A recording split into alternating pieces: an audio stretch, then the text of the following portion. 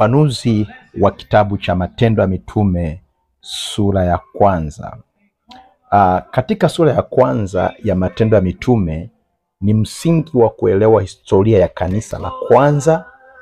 Inaelezea kipindi cha mpito kutoka kwa huduma ya Yesu duniani hadi kwa kazi ya mitume, ikiwemo ahadi ya Roho Mtakatifu, agizo kuu la Yesu Kristo, kupaa kwake mbinguni na uteuzi wa mtume mwingine kuchukua nafasi ya Yuda Iskariote. Ule mstari wa kwanza hadi wa tatu ni utangulizi kutoka kwa mwandishi ambaye ni Luka. Luka, mwandishi wa kitabu hiki, anamwandikia Teofilo na kurejelea kitabu chake cha kwanza, nikimaanisha Injili ya Luka. Anaelezea jinsi Yesu alivyoonyesha kuwa yu hai baada ya mateso kwa ushahidi mwingi na kufundisha wanafunzi wake kwa siku 40 juu ya ufalme wa Mungu. Kumbuka kwamba Yesu hakuwa tu anaonyesha kuwa alifufuka, bali alithibitisha kwa njia ambazo haziwezi kupingwa. Siku 40 zilikuwa za kuimarisha wanafunzi na kuandaa kwa kazi itakayofuata. Unaona wazi kwamba Yesu alikuwa na mipango na mikakati mizuri sana. Lakini ile mstari wa 4 hadi wa 5 tunaona ahadi ya Roho Mtakatifu. Yesu anawataka wasiondoke Yerusalemu, bali wasubiri ahadi ya Baba, yani Roho Mtakatifu. Anawaambia kwamba watajazwa Roho Mtakatifu si muda mrefu kuanzia wakati huo. Roho Mtakatifu ni muhimu kwa kazi ya kimishonari ya kanisa. Wanafunzi walihitaji uwezo wa kutoka juu ili kuwa mashahidi wa kweli. Na hii huwezi kuwa shahidi wa kweli kama hujashuhudia mambo ambayo Yesu alikuwa akiyafanya. Lakini katika ule mstari wa 6 hadi wa 8 tunakutana agizo kuu la Yesu. Wanafunzi walidhani Yesu angeurudisha ufalme wa Israeli wakati huo, lakini Yesu anawaambia si juu yao kujua nyakati. Badala yake anawaelekeza kwenye kazi yao kuu, kuwa mashahidi kuanzia Yerusalemu, Yudea hadi mwisho wa dunia. Hapa tunaona kwamba mpango wa Mungu unazidi matarajio ya kibinadamu. Ufalme wa Mungu haukuja kwa njia ya kisiasa, no, bali kwa ushuhuda wa kiroho na upanuzi wa Injili ya Kristo. Tukiangazia katika mstari wa 9 hadi wa 11, tunaona ni namna ya kupaa kwa Yesu kwenda mbinguni. Yesu anapaa mbinguni mbele ya macho yao. Malaika wawili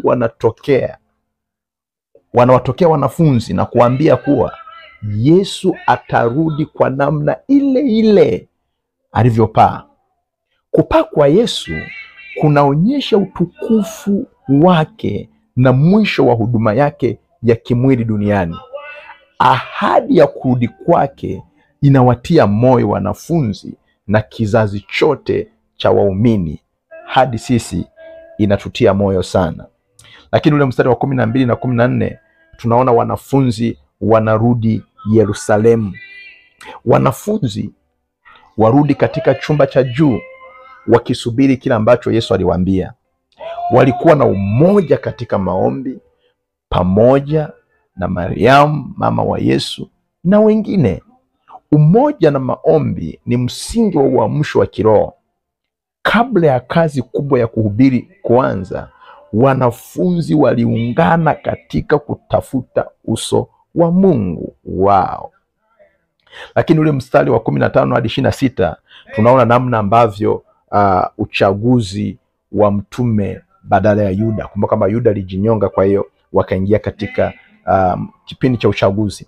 Petro anaongoza uteuzi wa mtume mwingine baada ya Yuda Iskariote kujinyonga. Wanapiga kula kati ya watu wawili, Yusufu Barsaba na Matia, na tunaona mwisho wa uchaguzi Matia anachaguliwa kuwa sehemu ya mitume. Kanisa la kwanza liliamini kuwa ni muhimu kuweka idadi ya mitume 12 kamili. Walitegemea maombi na uongozi wa Mungu hata katika maamuzi ya uongozi. Hii inaonyesha mwanzo wa mpangilio wa utawala wa kiroho. Sasa katika sura hii kuna mambo makuu matano ambayo ni ya muhimu kujifunza. Namba 1, ahadi ya Roho Mtakatifu. Roho Mtakatifu ni chanzo cha nguvu ya kushuhudia. Namba 2, uongozi wa Mungu. Yesu alipaa, lakini hakuwaacha wanafunzi wake bila mwongozo.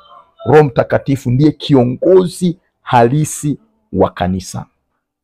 Namba 3, maombi na umoja.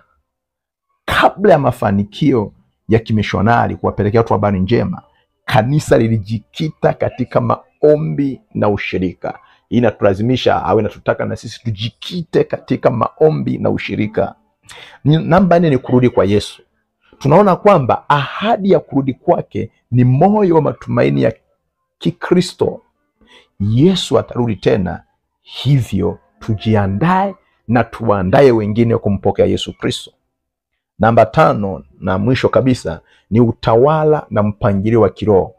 Kanisa halikuwa sehemu ya harakati ya kiholela, no, bali kulikuwa na utaratibu na uongozi ulioongozwa na Mungu mwenyewe. Hayo ndiyo mambo ambayo tunayapata katika kitabu cha Matendo ya Mitume, ile sura ya 1. Mungu akubariki sana. Naitwa Pastor Aloisi J. Aloisi. Amen.